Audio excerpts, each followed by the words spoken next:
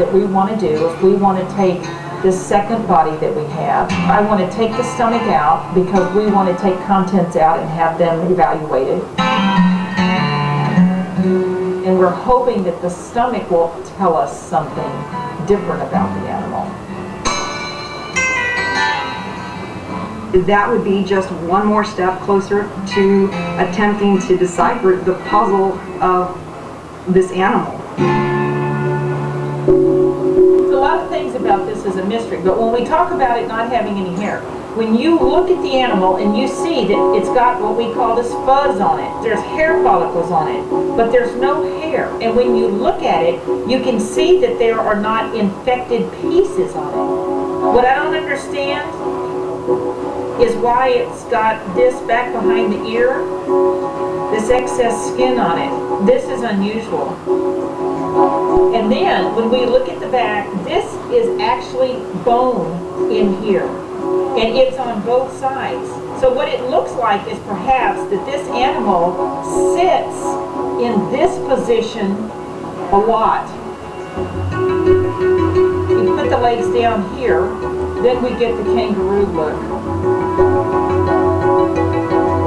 The teeth on this are very, very healthy. Very healthy teeth. When you look at this hide and you see the wrinkles that are in it and the wrinkles in it here and the layers that it's got, it is absolutely the same as what we would say an elephant hide would have. There's three ways that you can tell if you have a chupacabra. One, if the eyes are blue.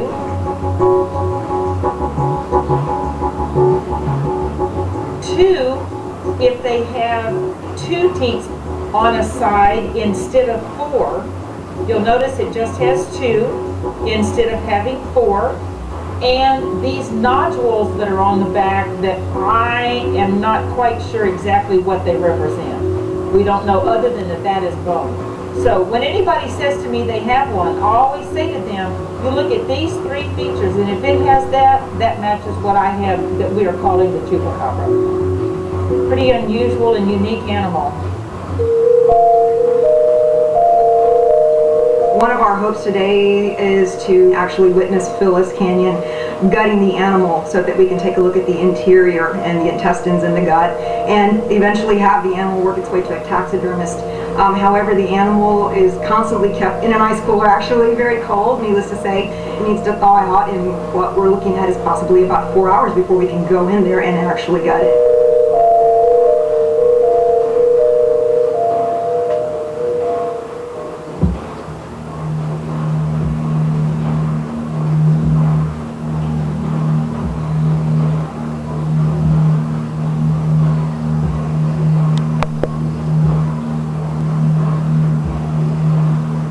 So what we're going to do is, I'm just going to come in here, we're going to open this part up right here till we can get in here. I'd like to take as much out as we can intact so that we can see what it is.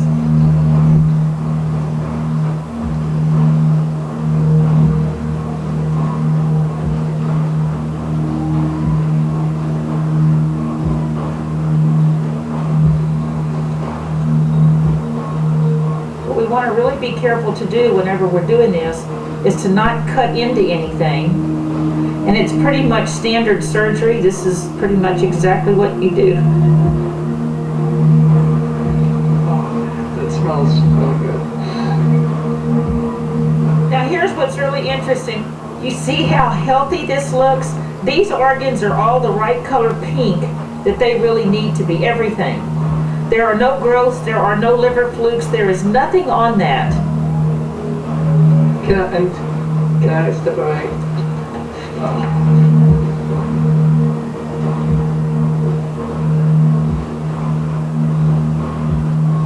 This is actually a very healthy looking animal. When we look at this, this is just some fat tissue that's here, but if you'll look at it, everything is very, very healthy on it. That's a great sign.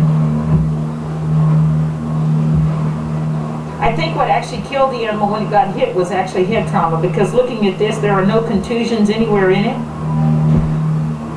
I'm going to take samples of some of these organs and we're going to send them off.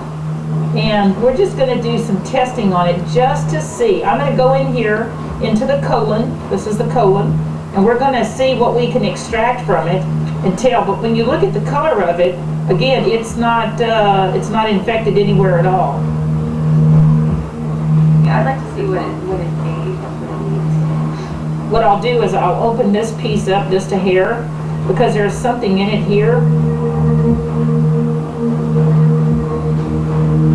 Let's just open this up. Hair? Full hairball.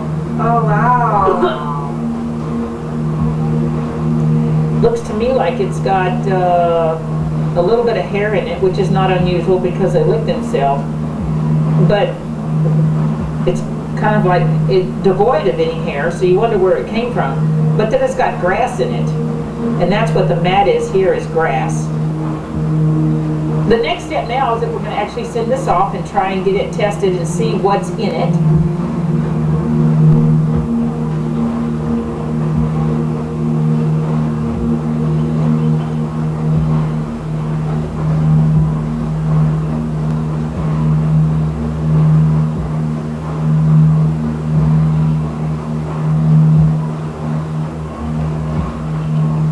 In the end, it would be great to say we have this species that we now know these facts and features of this animal correlate to what we think is the mythical chupacabra.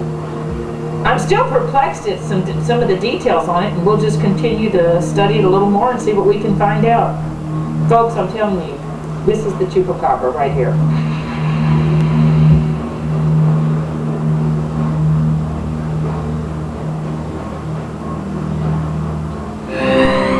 Made for on demand.